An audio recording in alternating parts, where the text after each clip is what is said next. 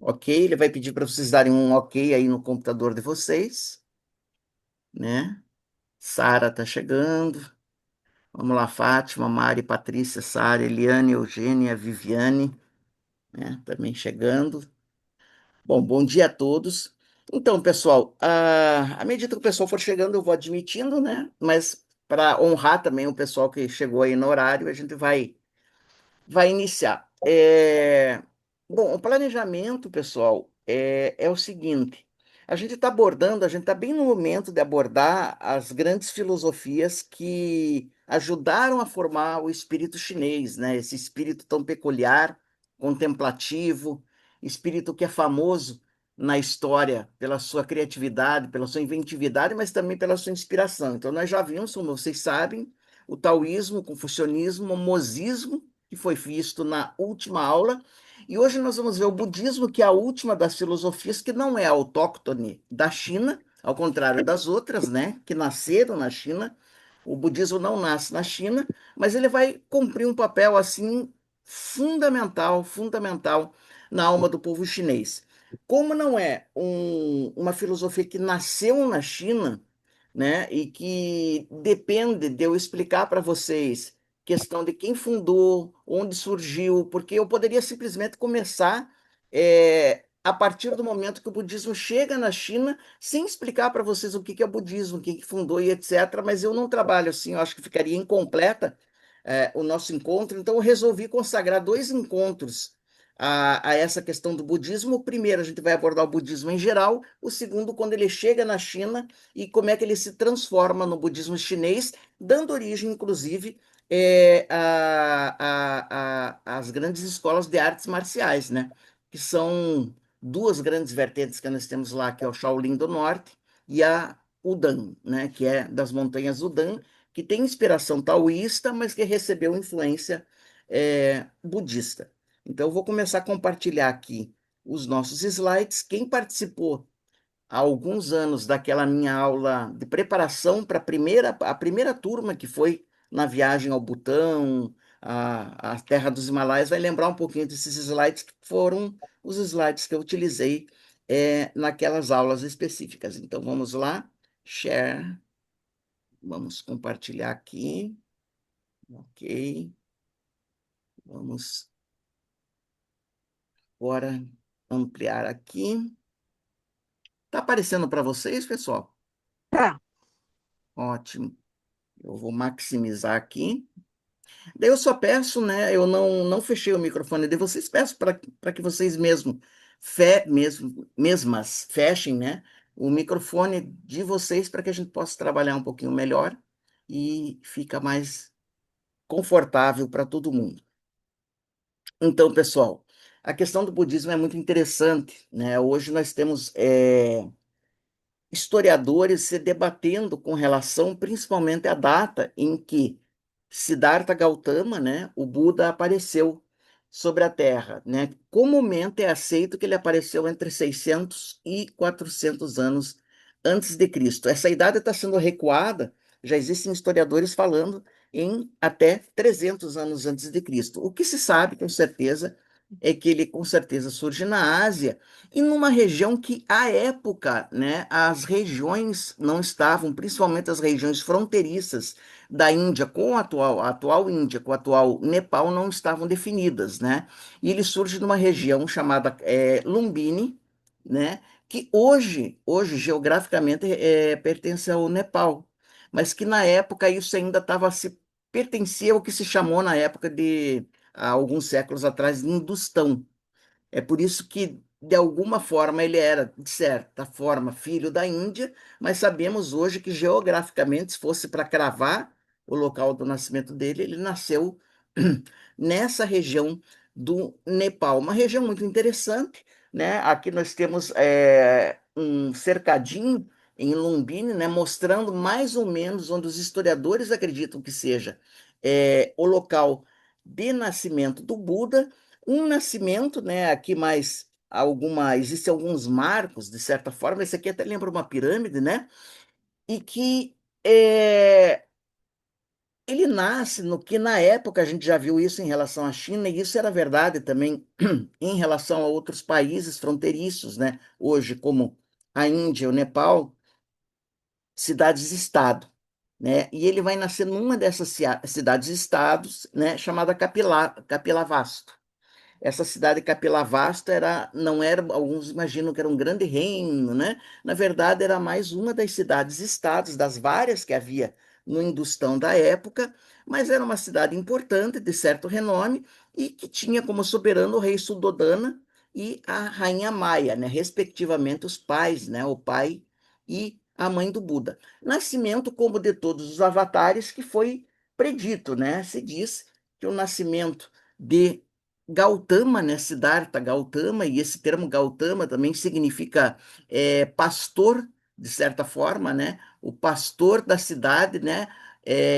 De Kapilavastu, né? Ou como alguns falam, né? Da tribo de Shakya, Shakya Muni. Era uma tribo que havia, né? Na época, né? A tribo, o clã, na verdade, é mais um clã em que ele nasceu, chamado Shakya. Muni significa silencioso ou sábio. Então, o sábio do clã Shakya, né? Shakyamuni Buda, como comumente a gente fala, mas seu nome Siddhartha Gautama. Nascimento esse que foi anunciado, né, para os reis, que se diz, né, isso está no cânone da Pali, que a gente chama, o Pali é uma linguagem aparentada do sânscrito, né, muito próxima ao sânscrito, era a língua oficial, vamos dizer assim, do budismo, então emergente, e os textos mais antigos que nós temos hoje do budismo estão em Pali. E os cânones tradicionais nos falam na história de que iogues, como é muito comum, inclusive ainda hoje na Índia, iogues itinerantes, iogues retirantes, daqueles iogues, né, que já falei para vocês várias vezes, que vivem enclausurados nos Himalaias e que de vez em quando saem dos Himalaias e vão perambulando pelas aldeias na época, né, hoje cidades, também aldeias ainda, né, porque na Índia ainda se tem muita aldeia, e um punhado desses sábios chegou a Capilavasto na época e visitou o reinado, né, do rei Suddhodana e previu para ele, né, anunciou para ele que a rainha mãe, né, a rainha Maia, lembrando que Maia significa ilusão, mas também está ligado a mar, né, mar, água, símbolo da ilusão em algumas filosofias orientais, anunciou para eles que eles teriam um filho e que esse filho seria um grande sábio que conquistaria o mundo, né? Essa profecia não só alegra, mas como também preocupa os reis, principalmente o pai do Buda, né, do Siddhartha Gautama, porque ele queria um filho que fosse, na verdade, um seu herdeiro, né, que fosse um grande guerreiro e um grande rei. Ele não queria que fosse, como anunciado, um grande sábio, né, um retirante, alguém que, na visão dele, fosse um fanático religioso, né? E, finalmente, de qualquer forma, nasce a criança, e aqui eu faço uma comparação iconográfica, né? Eu sempre gosto de fazer essas interfaces, como vocês sabem, entre alguns avatares. Por exemplo, aqui à esquerda, né, a nossa extrema esquerda aqui, nós temos a rainha Devaki com Krishna, né, no colo. Aqui é a rainha Maia com Siddhartha Gautama, né? E aqui Maria, né, com Jesus, o Cristo, né? Essas iconografias são muito interessantes porque todas falam de uma mãe virgem, de um nascimento virgem, não foi diferente com Krishna, que também foi anunciado por sábios, não foi diferente com a rainha Maia, né? Como vocês viram, Gautama foi anunciado por sábios e não foi diferente também é, com Maria, né? Embora com Maria, né, teria sido anunciado o nascimento dele por um anjo, né? No caso, Gabriel. Isso é interessante que no caso da rainha Maia, essa aqui no centro, o nascimento de Gautama foi anunciado pelos sábios, mas ela também teve um sonho, né?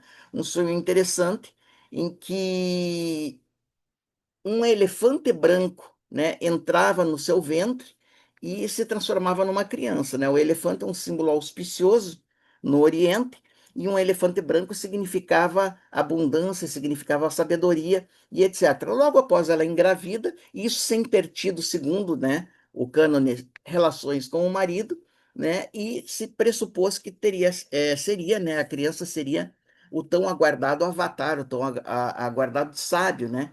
que estaria destinado a transformar o mundo, né? Bom, Gautama, o que que acontece, né? O pai, né, muito supersticioso, principalmente o pai, resolve proteger o filho, segundo novamente a história oficial, de todo o lado feio do mundo, né? De todo o lado, já naquela época, né, sempre houve, ele resolve proteger a criança do que ele considerava que seria deletério que ela soubesse que existia. Vejam que a gente não sabe, pessoal, se isso é uma lenda ou se é uma alegoria ou se é fato histórico. No meu caso, no meu entendimento, as duas coisas se confundem. Então, Gautama ele cresce prisioneiro do palácio dele. O pai dá ordens, né, para que os guardas e serventes e criados não deixassem a criança, à medida que ela fosse crescendo, sair dos palácios. Toda uma ala do palácio foi, digamos que, reformada para parecer um jardim de delícias, né? Onde tudo era belo, tudo era perfumoso, né? Tudo era decorado com os mais finos tecidos, as joias e etc. E a criança segue crescendo cercada de luxo, de beleza. Os próprios pais do Buda, isso é interessante, né? O Canone nos fala que chegavam a pintar o cabelo para não aparecer que eles estavam envelhecendo, eles não queriam que a criança tomasse contato com nada que fosse perturbador, né? Então a velhice seria uma das coisas que não deveriam chegar aos olhos desse jovem. Então ele cresce num ambiente, numa ala, prisioneiro de uma gaiola de ouro, né? Cercado de belas donzelas, né? De luxo, de lautas refeições, e ele achava que o mundo era aquilo, né? Ele estava sendo criado dentro de uma gaiola de ouro, né? Numa matrix artificial, né? Quando a gente fala matrix, vocês se lembram do filme, né? Em todo um, entre aspas, programa de computador feito para enganá-la, né? Como se fosse um sortilégio, né? Realmente muito bem preparado. Mas, né? E sempre tem um mas, né? E aqui a gente pode falar que talvez tenha sido o bom karma dele que providenciou isso. Ele toma conhecimento que o ambiente onde ele vivia não era o mundo e que havia um mundo para fora daquelas paredes. Ele começa a arquitetar, digamos que um passeio na cidade para conhecer pelo menos o seu reino, né? Nessa época, isso é interessante, veja que ele já estava com uma certa idade, com quase 30 anos, casado já. Ele tinha uma esposa chamada Yashodhara e um filho chamado Raula, né? Ele já tinha uma esposa e um filhinho, mas ainda assim, né, prisioneiro, né, desse feitiço, né, belo.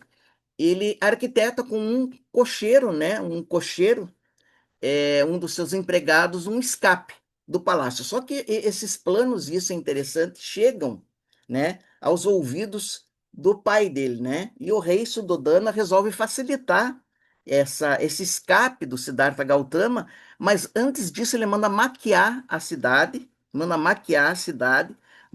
pede para o cocheiro fazer um trajeto específico, né? Não se desviar daquele trajeto, e naquele trajeto toda a cidade foi maquiado. O que que significa isso? Foi afastado tudo aquilo que poderia ser perturbador. Então se afastou os velhos, se afastou os doentes, as ruas foram limpas, né? Aquilo que podia ser pintado foi pintado, aquilo que podia ser restaurado foi restaurado, e apenas população, aqueles que eram jovens e belos, né, e saudáveis, foram ordenados para formar assim, um público por onde o príncipe passaria, né? E assim ele de fato começa esse périplo, né, que também é canônico, sempre com um cocheiro. Isso aqui, essa história do cocheiro é interessante, porque se vocês lembrarem, em outra história a gente vai lembrar mais para frente, parecida, é também um cocheiro que vai ser responsável por abrir os olhos da pessoa que está na carruagem, né? Então, por isso que eu infiro daí que isso é simbólico, de certa forma, né? O cocheiro aqui fazendo o papel da alma divina. No caso do budismo, não se admite a existência de uma alma, né? Ao contrário do hinduísmo, a gente vai ver mais para frente, mas da mente iluminada, da mente de Buda, daquela nossa dimensão superior instruindo o ego. O ego é quem está em cima da carruagem, né? Então, o eu superior da pessoa vai instruindo a pessoa a despertar. né? E isso se plasma muitas vezes em histórias alegóricas. No caso do Buda, né, do Siddhartha Gautama, aparece essa história que ele sai então, né, pelo portão do palácio, só que digamos que o trabalho, né, dos criados do rei Suddhodana não foi totalmente bem feito, porque algumas coisas escapam nesse périplo que o príncipe Siddhartha faz em Kapilavastu, né? A primeira coisa que ele vê, por exemplo, é um idoso. Aqui vocês estão vendo um idoso, né? Um idoso não, perdão, um doente, né, sentado uma pessoa enferma, sentado num catre, né, numa cama, e ele pergunta espantado, porque ele nunca tinha visto uma pessoa doente, né, então aqui está o príncipe Siddhartha e o cocheiro explicando para ele, ele fala, nossa, mas o que que é aquilo, né? Ele nunca tinha visto uma pessoa idosa, né? Uma pessoa que estava purulenta, estava com feridas e etc. Ele se espanta porque ele cresceu entre pessoas jovens, saudáveis, bonitas, né? Então aquilo para ele, ele falou, o que que é aquilo? O que que é aquela criatura, né? E o cocheiro, né, é obrigado a dar a má notícia, olha, senhor, todos nós podemos ficar assim. Ele fala, mas como eu posso ficar assim? Minha esposa, meu filho, meus pais? E o cocheiro fala assim, meu senhor, todos nós podemos ficar assim, isso se chama doença, é uma condição que afeta todos os seres vivos. Daí Siddhartha leva o primeiro choque, ele pergunta, mas todos, não há quem escape? E o cocheiro fala, não, não há quem escape, é uma condição da vida humana. Esse foi o primeiro choque que ele leva, né? Ele chega a descer da carruagem para ver de perto ali a pessoa doente, né? E aí ele já leva um choque, já sobe na carruagem de novo, já traumatizado, né?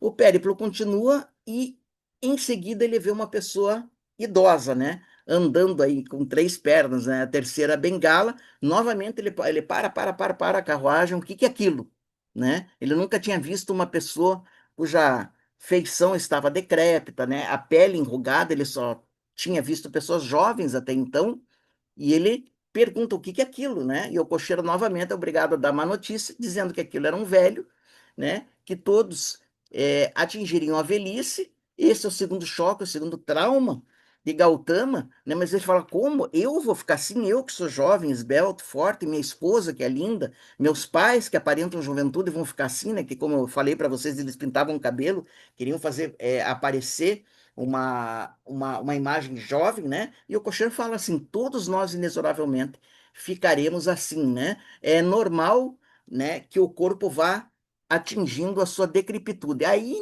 chegou nisso, ele já estava num estado que difícil de qualificar, né? Já estava traumatizado, né? Porque toda aquela gaiola de ouro, toda aquela fantasmagoria, toda aquela matrix em que ele foi criado, começou a se esboroar, diante da realidade, né? E ficou ainda mais grave, ficou ainda mais traumatizante para ele quando ele descobre que ele vai ficar assim e todos aqueles que ele ama iriam ficar assim. Ninguém escaparia da velhice. Bom, o trajeto continua e ele dá o azar, né? Se é que se pode chamar azar, mas na verdade foi sorte, né? Se a gente for brincar um pouquinho, porque foi isso que contribuiu para o despertar dele, de ver um morto, de ver um cadáver, né? Quatro pessoas. Ele de novo, para, o que que é aquilo?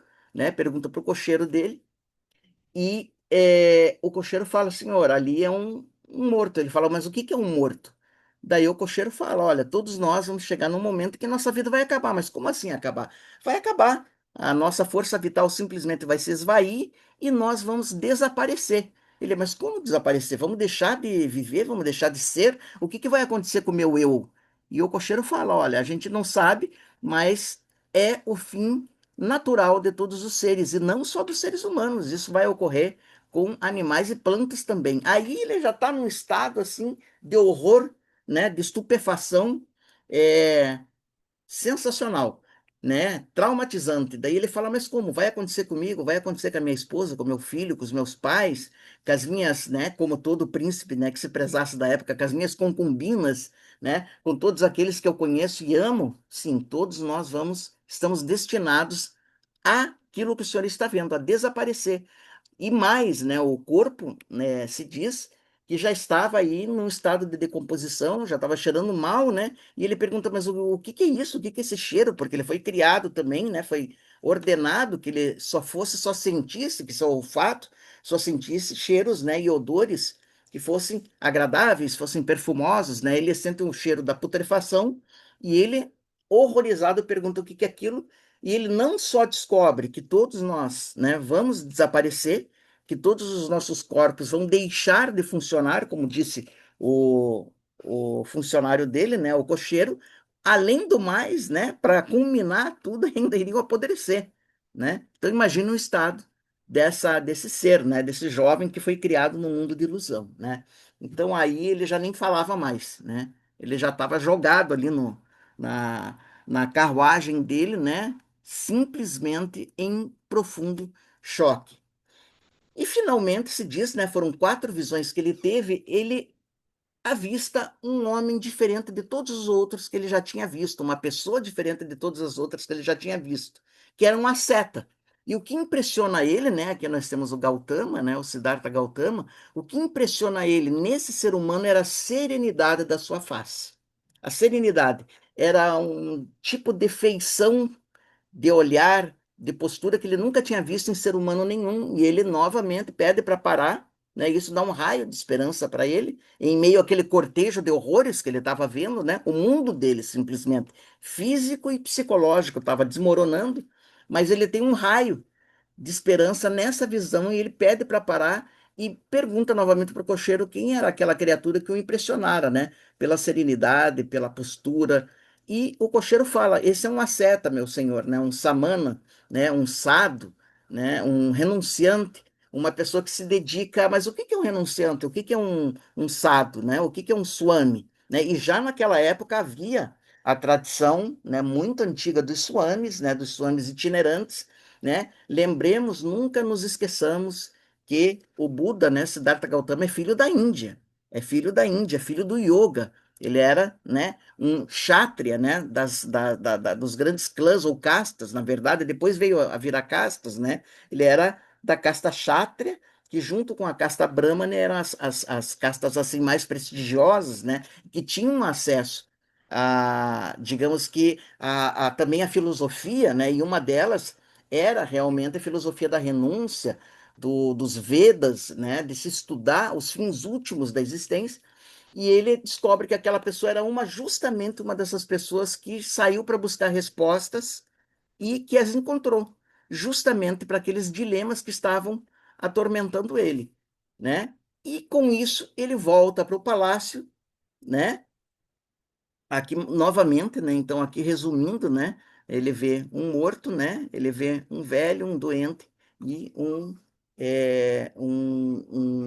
renunciante, né? Um meditador, né? Então, aqui ele apontando, né? E aqui o reverentemente, né? O cocheiro explicando para ele do que se tratava aquilo. Bom, foram essas quatro visões que mergulham ele numa grande depressão. Hoje a gente chamaria de depressão, né? Numa grande crise existencial, ou no que algumas tradições, principalmente a tradição cristã, né, da mística cristã com São João da Cruz, vai chamar de noite escura da alma, né? Ou a noite negra da alma. É aquele momento pré-despertar, né, pré-elevação de consciência em que nós nos ensombrecemos, em que entramos em uma profunda crise, e essa crise identificada é muito interessante em muitos dos grandes meditadores e mestres ao longo da humanidade. São Francisco entrou, por exemplo, nessa noite escura da alma, né? Logo antes dele ter uma grande epifania, né? No alto de uma montanha, né? Logo antes ele se sentiu por um certo período abandonado por Deus, né?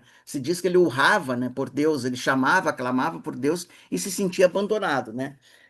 De certa forma, acontece também com Gautama, né? Essas quatro visões abalam tanto ele, né? Porque, claro, né, desmontam o mundo dele, que ele entra em depressão. E ele não consegue mais viver no mundo de mentiras, no mundo de fantasias, né? Ele descobre toda a artimanha que foi feita, né, pelos pais, e os pais não conseguem convencê-lo, né, de que, ah, não, aquilo foi necessário, porque ele viu com os próprios olhos, né, todos vamos morrer, todos vamos ficar velhos, todos vamos ficar doentes, né, e não tem o que fazer, mas havia um raio de esperança, pelo menos uma pessoa, né, que não obstante fosse ficar velha, fosse morrer, etc., mas pelo menos ele enxergou algo, enxergou uma certa serenidade numa pessoa que talvez pudesse mostrar que houvesse, né, um fio de esperança ou talvez respostas.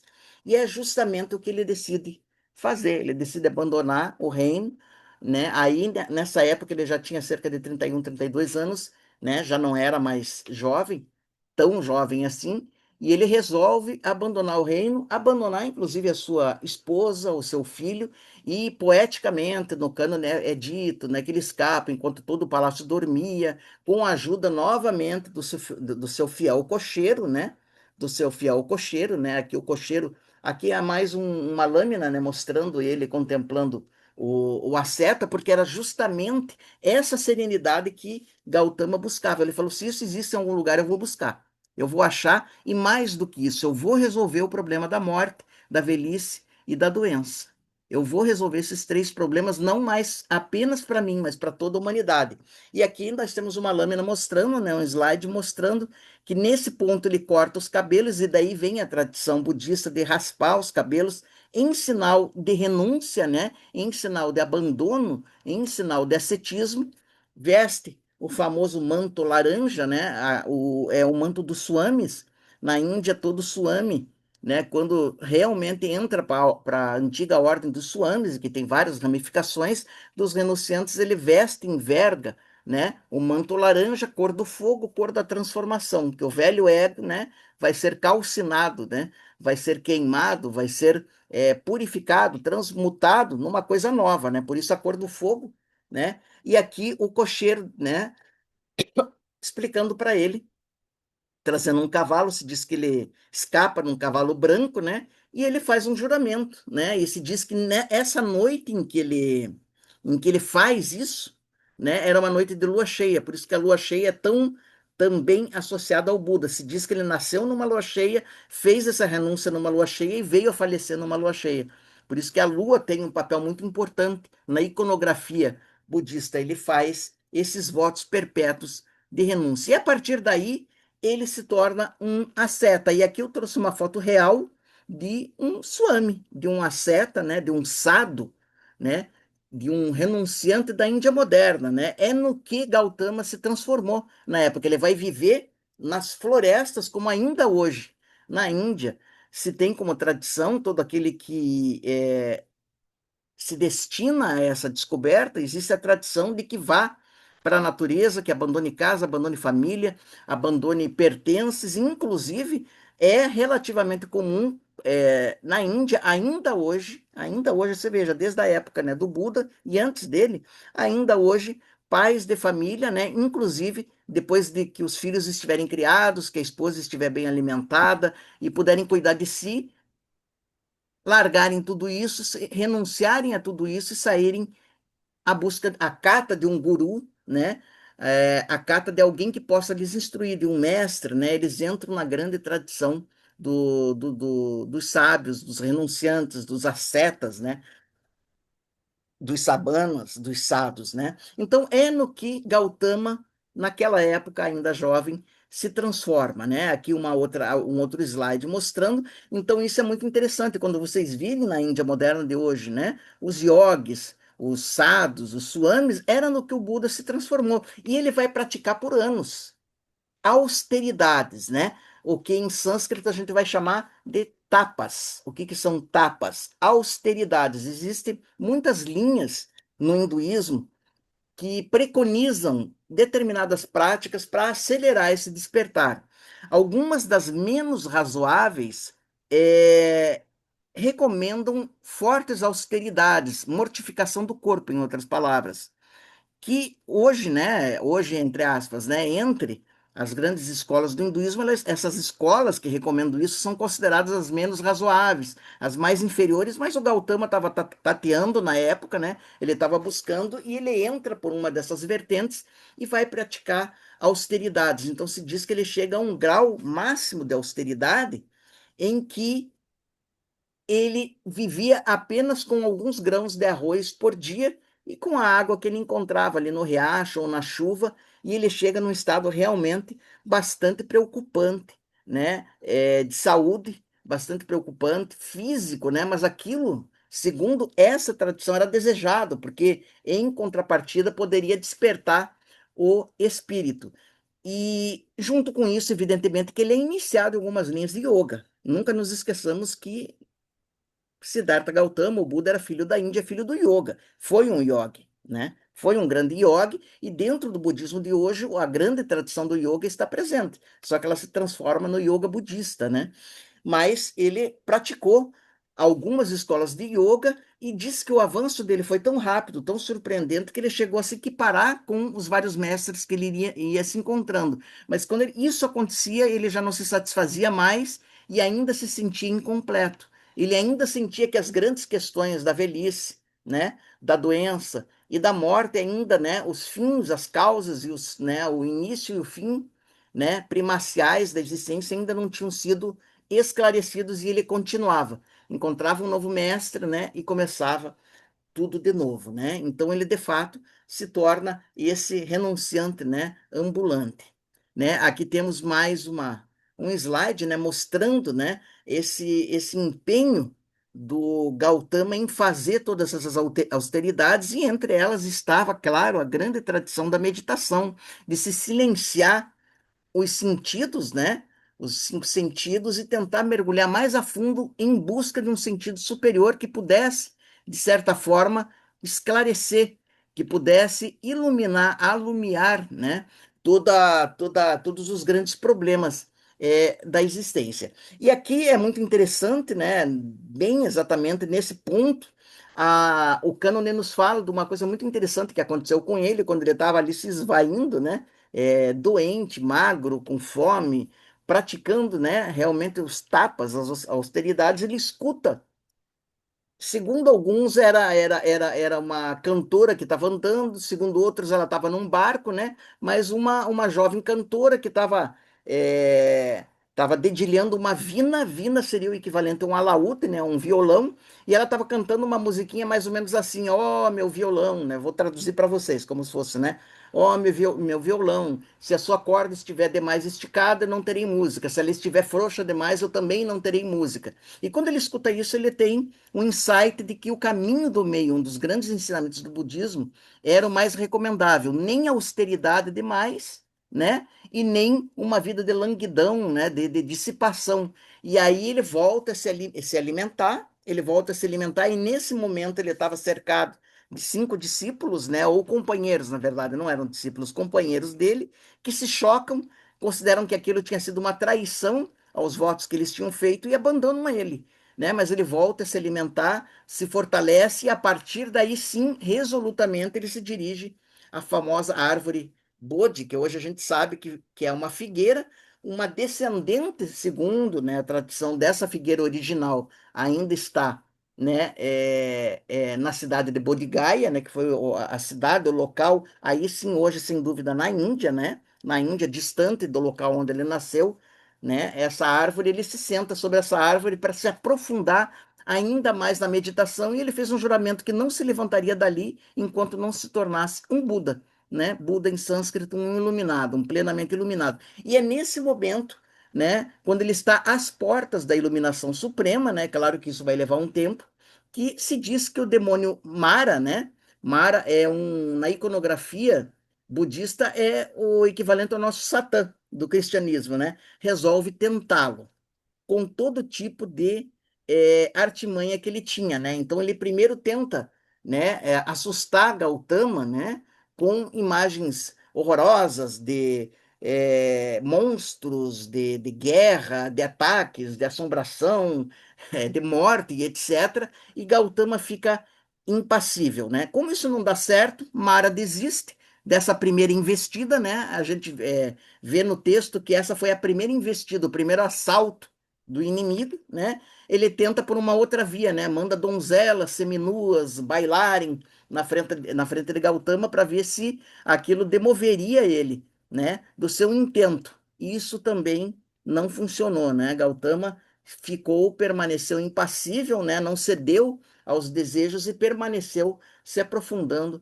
na meditação, né? Aqui uma iconografia do que seria, né, o demônio Mara, sempre fazendo a interface com outras tradições. Aqui você tem quem? Quem lembra? Jesus, né? Jesus no deserto. Foi exatamente o que ocorre, né? O momento de Gautama, nesse momento derradeiro de meditação. Na tradição cristã, nós temos exatamente esse momento com Jesus no deserto, tentado por Satanás, né? Que mostra, né? Veja, eu lhe dou todos os reinos do mundo. Foi exatamente o que Mara fez com Gautama. Olha, eu te dou todos os reinos, todas as riquezas. Daí isso não funciona. Daí ele tenta ele com monstros, isso não funciona. Tenta com exércitos, que ele estava sendo atacado, não funciona. Com sensualidade, não funciona, né? Mesma coisa, Jesus vai ser tentado assim também. E a gente vê pela Bíblia as respostas que ele vai dando, né? Que não o demovem da sua missão. Então, vocês vejam que essa é uma, um motivo, né? Ou, de certa forma, uma história recorrente na história dos avatares, né? O período que antecede a suprema iluminação, no caso do Buda, antes dele atingir o Budato, no caso de Cristo, antes dele se cristificar, né? De se tornar um ser cristocêntrico, né? Existe essa alegoria do demônio, né? Que o tenta desviar e aponta para aquilo que é exterior, né? Novamente, né? Essa icônica passagem, olha, se você é mesmo filho de Deus, se atire dessa rocha, que os anjos, né, mandados pelo seu Pai, serão enviados e você será carregado, e Cristo resiste a tudo isso, né? Dá respostas sábias, né? Como todos sabemos, né? Estudando a Bíblia, e permanece impassível. Então, esse período de 40 dias, 40 noites no deserto, equivale a esse período em que Gautama também estava se aprofundando na sua meditação e estava sendo tentado. Naturalmente, meus amigos, que isso vai encontrar, né, uma similitude também na grande história de Krishna, né? Vocês devem lembrar que Krishna, mesma coisa, é, é, é, você tem um momento narrado no Bhagavad Gita em que aqui muda um pouquinho, mas aqui Krishna é o cocheiro, ó, novamente, o cocheiro de a pessoa que estava destinada a se iluminar, Arjuna, né? Arjuna aqui, no caso, é a pessoa. Krishna aqui já aparece iluminado na história, né? Nós não temos a história de como Krishna se ilumina, porque na tradição hindu, ele, assim como na tradição cristã, Jesus é visto não apenas como filho de Deus, mas como a própria divindade de essência, né? No caso de Krishna, nas tradições mais ortodoxas, como a Vaishnava, ele é visto como Deus, não é um filho de Deus, o próprio Deus. Mas aqui existe uma história muito interessante que ele é o cocheiro de Arjuna, de novo, o cocheiro, né? Símbolo da alma divina, vamos colocar assim, do Atman, né? Ensinando Diva, né, em sânscrito, ou o ego, né, simbolizado por Arjuna. Então, ele coloca Arjuna no meio de uma batalha, naquela batalha em que dos dois lados estavam parentes de Arjuna, como vocês conhecem, né, na história tradicional. Arjuna se desespera porque ele viu que ele vai ter que combater parentes dos dois lados e ele cai num desânimo profundo, o arco e flecha cai da mão dele, e ele diz para Krishna que não tem condição nenhuma de batalhar. E é nesse momento que Krishna para, né? Ele paralisa, coloca toda a batalha em animação suspensa e começa a cantar o Bhagavad Gita, né? Começa a instruir Arjuna. Evidentemente, meus amigos, que tudo isso aqui é simbólico, né? Tudo isso aqui é simbólico. Então, toda essa batalha, né, que Gautama estava enfrentando, que Cristo estava enfrentando, que Arjuna, né, a batalha de Kurukshetra, é interior. Eles estavam também numa segunda grande crise, numa segunda grande noite negra da alma. Se diz que nós temos duas grandes noites escuras da alma na nossa vida, uma que precede a busca, que vai dar início à nossa busca, e uma que precede a iluminação definitiva. É uma que vai vir logo antes da iluminação suprema. Em algumas escolas, né, aqui nós temos uma outra, né, sempre seguindo aí fielmente a minha mania de fazer interfaces, né, com outras tradições. Aqui você tem Krishna, símbolo da alma do próprio Arjuna, instruindo o ego vacilante, né? Instruindo, né? Olha aqui Arjuna sentado, né? Desacorçoado, né? Ele não quer batalhar, né? E Krishna implora para ele que ele batalhe, mas essa batalha não é física, é contra as sombras do seu próprio, as arestas da sua própria personalidade, né? É a sua centelha divina falando com ele. No caso de Buda, né, de Gautama, é a sua centelha búdica falando com ele, para que não se distraia, para que não se atemorize, para que persista, né, não levante daquela árvore enquanto ele não se convertesse plenamente num Buda plenamente realizado. Então, vocês vejam como tudo isso são alegorias a movimentos interiores que ocorrem na consciência, né? No caso de Gautama, evidentemente que ele vence essa definitiva noite escura da alma, essa definitiva aprovação, simbolizada aqui pelo Satã hindu, o Mara, né? E se torna plenamente iluminado, né? Se diz que nesse momento todas as vidas dele, inclusive aquelas em que ele era ainda, estava habitando no corpo de animais, todas desfilaram na frente dele, né? Ele teve ciência de toda a sua trajetória como uma mônada, vamos dizer assim, até chegar àquele derradeiro momento do seu despertar, né? Ele conhece as causas e os fins da criação, né? E permeado por uma paz profunda além de qualquer descrição. E daí vem o famoso sorriso do Buda, né? Esse meio sorriso que está em todas as estátuas do Buda e que nós vamos encontrar, de certa forma, depois mais para frente eu vou mostrar para vocês, uma contraparte no sorriso da Mona Lisa, né? Aquele sorriso, né, que Da Vinci, quando pinta aquele meio sorriso que hipnotiza as pessoas até hoje, né? Se dizem que as pessoas se diz, né? Eu não tive essa experiência, mas quem sabe alguém de vocês teve, né? Algumas pessoas que chegam lá no Louvre, onde está a Mona Lisa, né, chegam perto do retrato, tem catarse, tem pessoas que choram e etc, porque tem alguma coisa no quadro, que mexe com as pessoas, né? Aquilo ali, para mim, né, isso é uma interpretação minha, é um grande arquétipo, né? E se compara muito meio o sorriso do Buda com o sorriso da Mona Lisa, o sorriso de quem conquistou o sofrimento, de quem conquistou, né, respostas para as grandes dúvidas da humanidade, né? E para quem está em profunda paz. Então, aqui, né, novamente, uma outra imagem, né?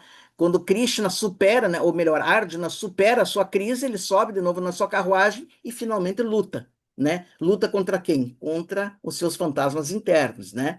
Aqui Buda novamente iluminado e aqui ele sendo mostrado não com o sol, mas com a lua cheia atrás, porque se diz que quando ocorre isso é exatamente meia-noite, uma meia-noite, a gente fala, né, a lua cheia de maio, né? Uma meia-noite de maio, que foi a famosa lua cheia de Buda, né? Até hoje se comemora um festival chamado Vesak, no Oriente, que se comemora a iluminação do Buda, né? Então, por isso que às vezes ele é retratado não com o sol, mas com a lua atrás de si. Nesse caso aqui, para nós, símbolo, né? Uma lua cheia, símbolo da iluminação. E aqui vai acontecer, meus amigos, uma coisa muito interessante. Muito interessante. Existe um conceito no hinduísmo chamado de roda de Sansara. Roda de Sansara, vocês já devem ter ouvido falar, né? O que que é a roda de Sansara? É a roda da transmigração, é a roda das reencarnações, mas que no budismo vai assumir uma outra dimensão, diferente da dimensão que assume no hinduísmo. No hinduísmo, a roda de Sansara é a roda das nossas vidas, né? Que para alguns, né, algumas escolas do hinduísmo comporta mente em psicose. O que que é mente em psicose? Você poder retrogradar em formas ditas inferiores, ou seja, se você atingir o estado humano, você pode reencarnar em animais e etc, né, voltar, né, em algumas escolas do hinduísmo isso é admitido. No budismo exotérico isso também é admitido. Ou você pode avançar ainda mais. De qualquer forma, você está preso nessa roda que gira eternamente e não te liberta da transmigração. No budismo também tem esse símbolo muito poderoso, a roda do Sansara. E se diz que quando Buda, ou melhor, Gautama se ilumina, ele quebra essa roda, né? E ele tem uma frase, né, que é canônica também, muito famosa dele, que ele fala: Ó construtor, eu Oi, descobri, eu o conheço, eu o olha, conheço. Olá, pessoal, tem alguém que está com o microfone aberto, peço para que desliguem, por gentileza, obrigado. Ele diz: Ó construtor, eu o conheço, não construirás mais para mim uma morada. O que que ele está dizendo aqui? Grande arquiteto, né? Você que está responsável pela roda do Sansara, da transmigração, eu te conheço, eu te vi face a face, eu desvendei o teu mistério, eu tirei o véu de Ísis. Você não vai construir um outro corpo para mim. Eu quebro a roda de Sansara. E ele substitui a roda de Sansara pela o que a gente chama de roda do Dharma, que frequentemente é representada como uma roda de 8 raios. A gente já vai ver porque 8 raios, e dourada, né? Símbolo da iluminação do Buda, né? Por isso, dourado com 8 raios. Por que esses 8 raios? Nós já vamos ver, né? E se diz, né, que quando ele se ilumina, né, ele assume alguns mudras significativos, e é importante a gente conhecer esses mudras, porque vocês vão ver na China, né? E quem vai comigo agora em março para a Índia também, nós vamos ver as estátuas de Buda, mas também aqui no Ocidente, e isso aqui é importante falar para vocês, o Buda, Siddhartha Gautama, né? A gente vai ver mais para frente também, ele não é o único Buda, né? Na tradição budista do norte, e se diz que nós temos milhares de Budas, né? Gautama foi só mais um dos mais importantes. Na tradição budista, ele teria sido o quarto Buda. Nós ainda teremos um quinto, que é Maitreya, o Buda do futuro, né? Mas fora esses Budas principais, nós temos milhares de Budas, vamos chamar assim, menores, né? Todo aquele que se torna um iluminado se torna um Buda. Mas tudo bem. Ele é mostrado fazendo vários gestos com as mãos. Vocês vão ver muito isso, muito bem identificado nas estátuas do Buda. E ele é considerado o homem mais retratado do mundo, né? Hoje a gente diria o homem mais filmado, o homem mais fotografado. E de fato é, nunca se fez tantas pinturas e estátuas de um ser humano quanto se tem de Siddhartha Gautama. E ele é sempre mostrado nessas posições. E a gente chama os mudras de Buda. Mudras são gestos ritualísticos que estão presentes não só no budismo, mas também no hinduísmo, né? Eles são utilizados principalmente na forma tibetana de budismo durante os rituais. E cada mudra, cada gesto desse com a mão tem um significado. Se diz que no momento da iluminação, quando ele ainda estava sendo tentado pelo demônio Mara ou pelos recessos interiores e sombrios de si mesmo, né? Mara desafia ele, dizendo que ele não ia se tornar um verdadeiro Buda, e diz que ele com a mão direita ele toca a terra, como está sendo mostrado aqui, e vira a palma da mão esquerda para o céu, dizendo que ele está invocando a terra como testemunho da sua iluminação e o céu também como testemunho da sua realização. Então se diz que esse é um mudra da iluminação, quando ele se ilumina, né? Esse mudra aqui, bastante também frequente, é um mudra do ensinamento. Significa que quando o Buda está para ensinar alguma coisa, né, ele está para girar a roda do Dharma. Então ele substitui a roda de Sansara, que seria a roda do karma, pela roda do Dharma. Quando ele vai dar ensinamentos, né, ele faz esse mudra que significa o girar da roda do Dharma. Agora não mais a roda do Sansara será girada. Essa roda foi quebrada. Agora é a roda do Dharma, a roda do ensinamento que será girada, né? E aqui também um outro mudra, que é o mudra do discernimento, né? Da visão correta, da visão reta, né? Então aqui a gente tem, né? Os grandes mudras. Então, esse primeiro Dharma Chakra Mudra, né? Dharma, lei, chakra, roda, mudra, gesto, né? Girar a roda da lei, a roda do Dharma, né? Vitarka Mudra, né? O Vitar, o mudra do ensinamento, da discussão, da lucidez, daquilo que nos torna lúcidos, que nos torna alertas. E o que que nos torna alertas? O Dharma, né? É a transmissão do Dharma, né? Aqui o gesto também. E o Bhumisparsha Mudra, né, de tocar a terra, né, mas também uma mão voltada ao céu como testemunho, né, invocar a terra, testemunho da sua iluminação, né. Mas acontece uma coisa muito interessante, né, nesse momento. Se diz que Gautama, pela profundidade, porque ele viu os fins últimos da existência, né, e o tempo corre aqui com a gente. Ele viu os fins últimos da existência e ele titubeia, mesmo como iluminado, ele titubeia se ele deve ensinar ou não. E num primeiro momento ele se recusa, porque ele acha que a humanidade da época não estava preparada para verdades tão profundas. E diz que nesse momento aparece para ele o deus Brahma. Não é o Brahma, é um deus equivalente ao Brahma, o grande criador no hinduísmo, mas aqui na iconografia budista é um outro deus, também um deus supremo, mas não necessariamente o Brahma do hinduísmo. Mas é um Deus poderoso, o Deus Brahma, diz que desce dos céus e implora para ele que ensine. E diz para ele: olha, Gautama, Buda são muito raros de aparecerem sobre a Terra, né? Então, por favor, né? Por favor, gire a roda do Dharma, né? Não permaneça em silêncio, ensine, né? E aqui nós temos uma frase: existem seres com pouca poeira sobre os olhos que estão decaindo por não ouvir o Dhamma, né? Dhamma é a forma Pali do sânscrito, né? Dharma é em sânscrito, Dhamma é em Pali, né? Diz que Brahma teria falado isso para ele: ó, existem seres que têm pouca cegueira, na verdade, espiritual, né? Mas que estão se degenerando em ignorância porque não tem quem ensine. Por favor, ensine. E aí diz que Gautama consente, né? O Buda consente em ensinar. E isso vai ocorrer na cidade, né? Próxima ali de Bodh Gaya, de certa forma, né?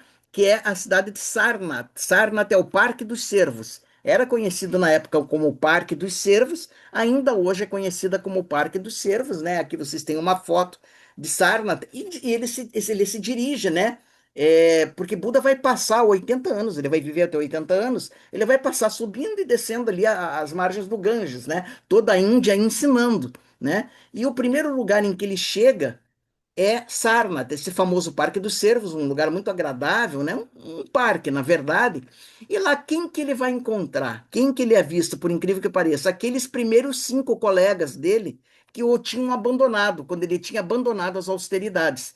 Esses 5, ao verem Gautama se aproximar, já notam uma diferença na sua postura, na serenidade, no poder espiritual que ele emana, e aí ele começa a mostrar para eles, a ensinar para eles o Dharma, e ele se torna os 5 primeiros discípulos do Buda. Né? Então, aqui é mostrado nesses 5 primeiros discípulos, né, recebendo o ensinamento do Buda. É claro que é colocado uma árvore aqui, né, como se fosse a árvore Bodhi, mas isso não se deu, não aconteceu em Bodh Gaya, né, que é uma cidade da Índia, onde se diz que tem uma figueira, né, a figueira da Índia, ou figueira de Bengala, segundo alguns, que é parente da figueira original sob a qual ele teria se iluminado. Mas, enfim, nesse caso, isso ocorreu aqui, em Sarnath, o Parque dos Cervos. Isso vai explicar também uma outra iconografia que nós vamos ver para quem for agora à Índia comigo, né, na jornada budista, mas é possível que na China a gente veja, no Tibete, certeza, a gente vai ver em todo lugar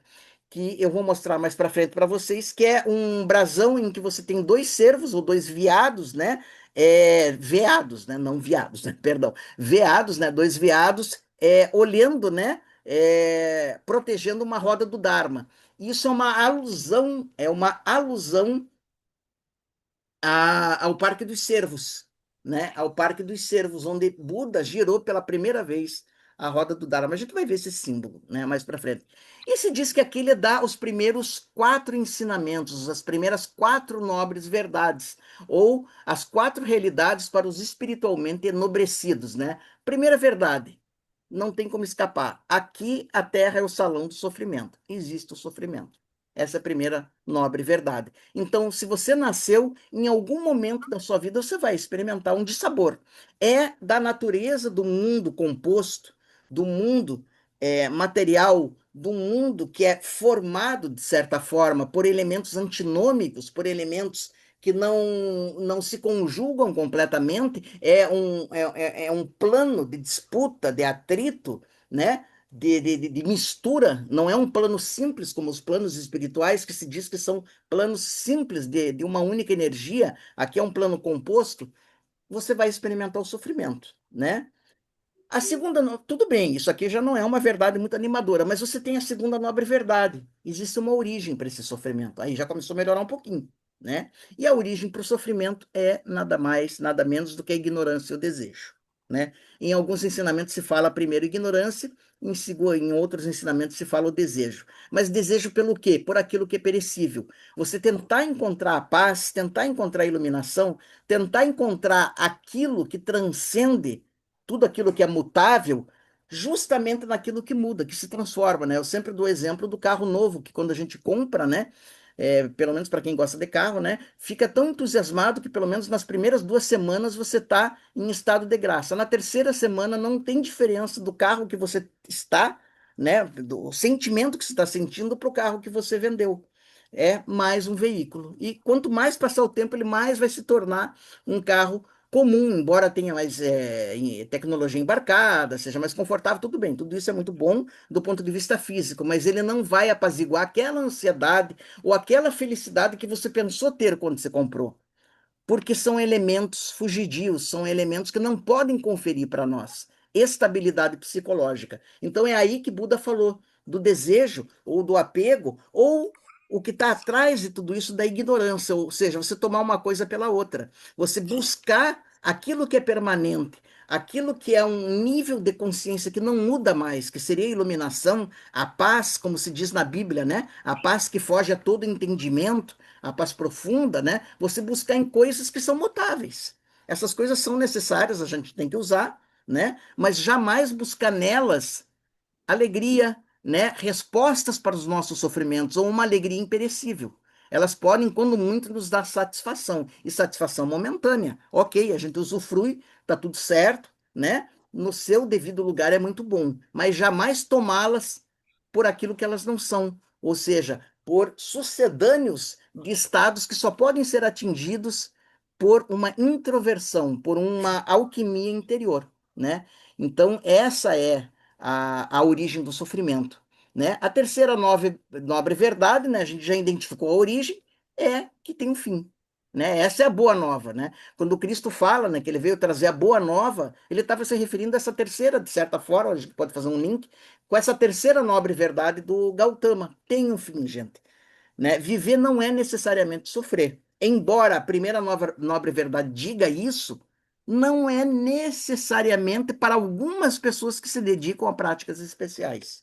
O que que é isso? É entrar, né, como se diz na linguagem budista, entrar na corrente, entrar na torrente. O que que significa isso? São as pessoas que entram na busca espiritual, que entram na grande comunidade da Sangha budista, né, dos buscadores, dos estudantes da verdade, né? Então existe sim uma possibilidade de cessar o sofrimento. E a quarta nobre verdade é justamente o caminho que conduz à cessação do sofrimento, né? Ele dá esse caminho. Que caminho é esse? Num primeiro momento ele vai falar em 8 exortações, que a gente vai ver, que é o nobre caminho óctuplo, e daí vem o símbolo do budismo, né? Uma roda dourada, a roda do Dharma, a roda da lei, que substitui a roda do karma ou a roda de Sansara com 8 raios. São os 8 grandes princípios que Buda vai nos expor. Mas essas 4 nobres verdades iniciais, né, elas são conhecidas como o grande discurso do Parinibbana, né, da grande iluminação do Buda, né? Então aqui eu estou tirando, né, dos cânones o que o Buda falou, né, ou pelo menos foi registrado do que ele teria dito, né, Gautama na época. Por não compreender a nobre verdade do sofrimento é que nós perambulamos e transmigramos, ou seja, reencarnamos, né? Sem parar ali na roda, né? Vamos achar aqui a roda de Sansara, né? Então, uma hora você está em cima, outra hora você está embaixo, uma hora você está no meio, daí você está em cima, acha que está tudo bem, depois você cai de novo, e assim você está numa gaiola de hamster, né? Você está prisioneiro e você não sai nunca, né? Apenas a roda do Dharma pode nos libertar dessa condição infeliz. Então é isso que ele está dizendo aqui. Por não compreender a nobre verdade do sofrimento, ou seja, a origem do sofrimento, é que a gente está condenado a reencarnar. Por não compreender a nobre verdade da origem do sofrimento, da cessação do sofrimento, do caminho que conduz à cessação do sofrimento, é que nós perambulamos e transmigramos, ou seja, reencarnamos nesse ciclo de nascimento e morte.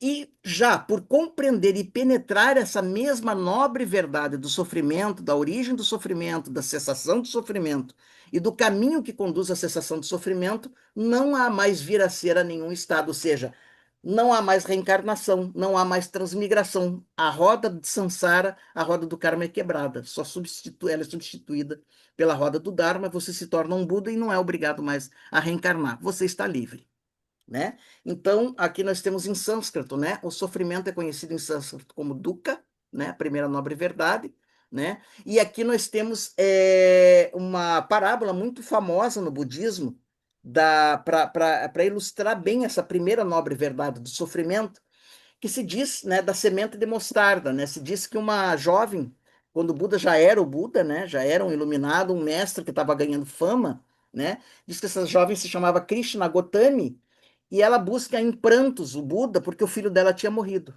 E ela tinha ouvido falar que o Buda tinha determinados poderes milagrosos, e de fato ele tinha. Não é só Cristo que realizava os chamados milagres, né? Embora no budismo seja desaconselhado o uso de poderes psíquicos, o Buda, em alguns momentos, a gente vai ver, ele curou, né? Ele provocou alguns fenômenos, mas isso não era a meta, isso não era o foco. Da mesma forma que Jesus ressuscitou alguns, mas não pôde ressuscitar outros, né? Ele não ressuscitou todos, né? Imagine quantos mortos ele encontrou, né? Por que que isso? Porque às vezes o karma realmente não permite que aquela pessoa seja novamente trazida à vida, né? A gente fala no esoterismo que enquanto o cordão de prata que liga, né, o corpo astral ao corpo físico não se romper, mesmo que a pessoa esteja aparentemente morta, um mestre totalmente realizado pode unir esse cordão, pode puxar novamente, né, a essência da pessoa e fazer o que a gente chama de ressurreição. Quando esse cordão de prata está rompido, nada mais pode ser feito. É o karma, né, que decreta que aquele corpo chegou ao seu término, né, e que a pessoa precisa transmigrar ou seguir pelos planos espirituais. Mas, enfim, chega Krishna Gotami com o filho morto no colo, né, pedindo para que o Buda ressuscite, né, e o Buda fala para ela, olha, então eu até posso ressuscitá-lo, mas eu vou antes te pedir uma coisa. Eu quero que você, antes, você vá no vilarejo, nesse vilarejo do qual você veio, e bate em todas as portas e peça uma semente de mostarda, mas você só deverá aceitar a semente de mostarda de uma casa que não conheceu a morte. E não só a morte de parentes próximos, também de parentes distantes. E daí ela foi toda animada, né? Claro que eu vou chegar numa casa onde de repente ninguém morreu. Em toda casa que ela bateu, ou o filho morreu, ou o pai morreu, ou o avô morreu, ou um tio morreu, todas tinham experimentado o fenômeno da morte. E daí ela entende que aquilo era inexorável, que era inexorável, que ela não precisava temer.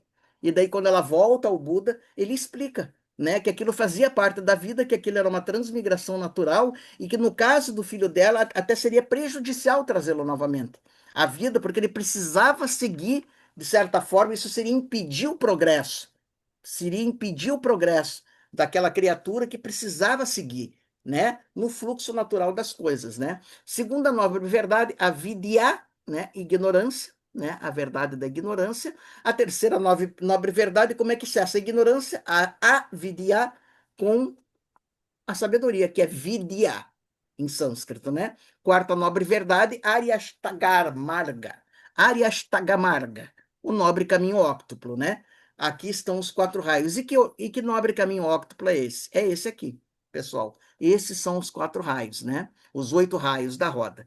Compreensão correta, pensamento correto, palavra correta, ação correta, modo de vida correto, esforço correto, atenção correta, concentração correta. Veja, pessoal, que isso aqui, como é uma introdução, né, não é o escopo, não é a aula de budismo, a gente está falando de China, então eu não posso me aprofundar. Mas então, rapidamente, né, a gente tem mais alguns minutinhos, compreensão correta não é a compreensão intelectual. Compreensão correta é a mega lucidez que os iluminados têm. É a visão de mega lucidez. É a visão que permite ir além das aparências, que nos dá clarividência, clara visão, a visão, né, que transcende a pura fenomenologia daquilo que parece ser para aquilo que verdadeiramente é. O pensamento correto, na verdade, é o pensamento, não esse pensamento angustioso que gera dúvida, que gera sofrimento, né? Mas o pensamento correto é o pensamento sereno, é o pensamento que está sob a égide da nossa natureza de Buda. É um pensamento equânime. A palavra correta é a palavra de sabedoria, não é jogar palavras ao vento, né? O silêncio é muito prezado, inclusive o silêncio físico, né? Porque há o silêncio mental, há o silêncio espiritual, o silêncio psicológico, o silêncio físico, né?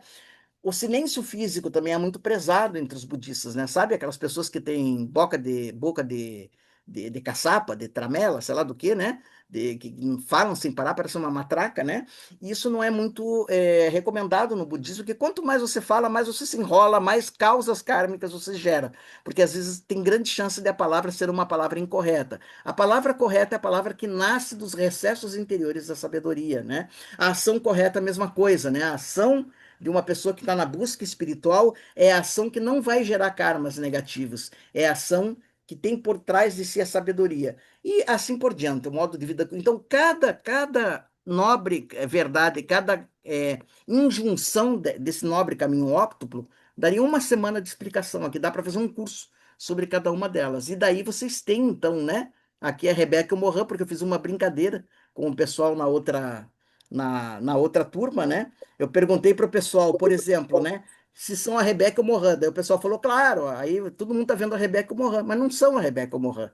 O que vocês estão vendo é a imagem deles, eles não estão aqui. Então, muitas vezes, no nosso raciocínio rápido, a gente põe uma coisa no lugar de outra, a gente se confunde aquilo que é meramente aparente com aquilo que é real. Isso aqui é uma mera representação, um mero símbolo, né? Então aqui vai ter a visão correta também, né? A atenção correta, né? O pensamento correto, a concentração correta, para a gente não confundir aquilo que é aparente por aquilo que é verdadeiro. E aqui vocês têm também a Caverna de Platão, né? A caverna de Platão. Para aqueles que tiverem, eu não vou ter tempo de explicar elas aqui, né? Aqui daí eu aprofundei com o pessoal, né? Que foi aqui nós temos a caverna de Platão, vocês devem lembrar, né? Aquela grande iconografia que tinha uma caverna, que tinha um foguinho, né? Na entrada da caverna queimando, né? Aqui é a entrada da caverna. Depois do foguinho você tinha um muro e entre o muro e a saída da caverna você tinha um caminhozinho por onde passavam pessoas e depois do muro se tinham prisioneiros acorrentados que não conseguiam sequer virar a cabeça. Então, o que que acontecia? As pessoas passavam entre o fogo, né, e a parede de fundo da caverna, as pessoas de fora da caverna passavam, né, e criavam ilusões, criavam fantasmagorias, criavam sombras, e os prisioneiros que não podiam virar a cabeça, tudo que eles conseguiam ver é esse filminho, esse cineminha aqui, eles tomavam isso pela realidade, até que um deles se liberta, sai da caverna, símbolo da iluminação, né, da caverna, da sua própria ignorância, conhece a verdade, se espanta, né? Num primeiro momento ele se choca porque você vê a luz a olho nu machuca, isso significa que você não pode ser exposto à verdade de forma muito súbita, o ensinamento tem que ser graduado para que ele não gere choque, você tem que ser gradativamente iniciado, né, nos grandes ensinamentos, é por isso que todas as grandes escolas espirituais têm graus, o próprio budismo é assim, né, você vai sendo alimentado, né, de sabedoria parcimoniosamente, porque você pode se criar uma indigestão, dependendo do que você assimila, né? Mas ele, depois do choque, de um primeiro momento, ele se maravilha e ele tenta voltar a alertar os outros, né? Para que o que eles estavam vendo era pura ilusão, só que o que que acontece com ele? Ele é morto, né? Ou ele é atacado, né? É a sina de todo grande mensageiro, né? Como aconteceu com o Buda, né? Eu não vou ter tempo aqui de falar, ele sofreu 3 tentativas de assassinato, inclusive pelo primo dele, que não admitia que ele estava corrompendo os jovens, corrompendo os ensinamentos do hinduísmo e etc., né? Sócrates foi condenado à morte, Jesus crucificado, né? Giordano Bruno queimado, Pitágoras queimado e tantas outras pessoas, né?